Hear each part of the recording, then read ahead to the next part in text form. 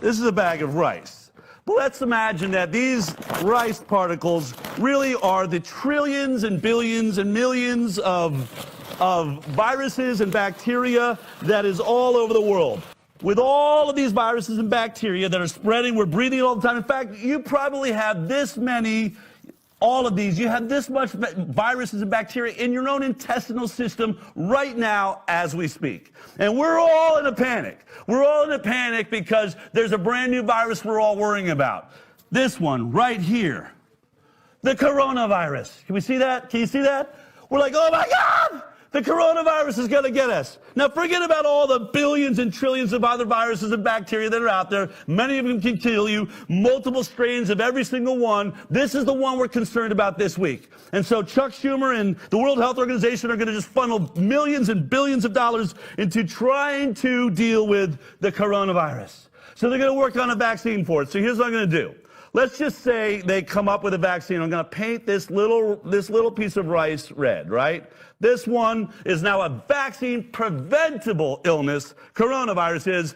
Everybody in the news will be going, we did it! We've done it! We've come up with a vaccine for the coronavirus! We've changed the world! We're all safe now! And they'll put it into the world.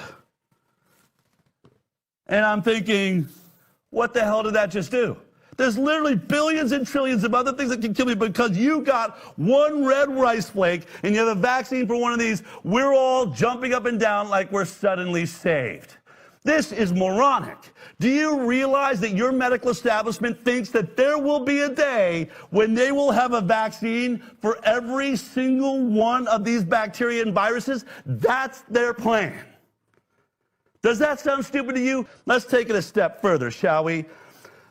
Let's say that this is an immune-suppressed child floating in a sea of bacteria and viruses. This is why we all have got to vaccinate ourselves, is to protect this one immune-suppressed person, okay? This is the theory. And out of all the billions and trillions of viruses and bacteria right here, that's how many we currently have vaccines for that are in our system. Okay, let's go through these. I'll read them until I get it right. We've got hepatitis A. We got hepatitis B. We have rotavirus, tetanus, pertussis, measles, rubella, Hib. You get the idea. 16 preventable diseases. And that has made us safe. The CDC said, you better get with this program. You better get with this program because these 16 viruses and bacteria that we can protect you from are going to save the world.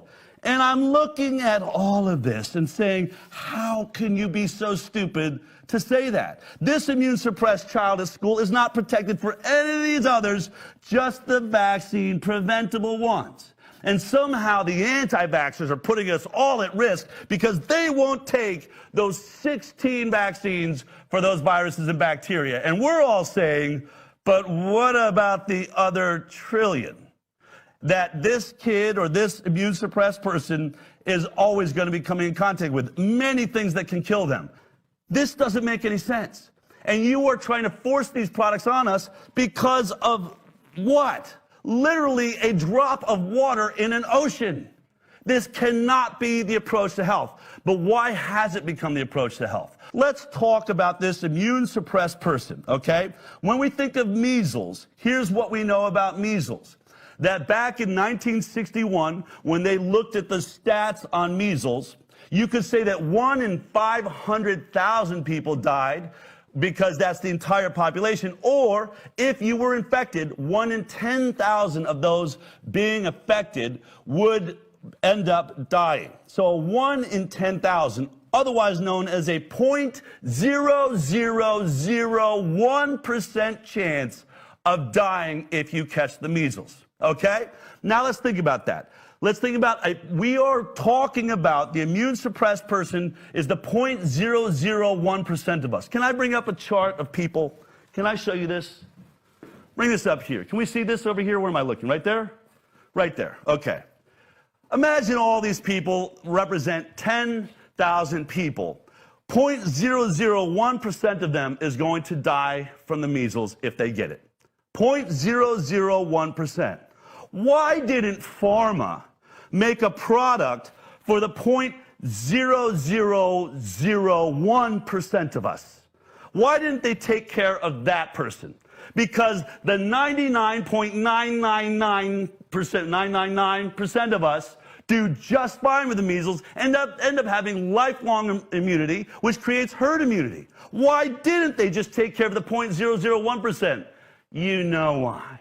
Because this wouldn't make as much money as this. This is what makes pharma money.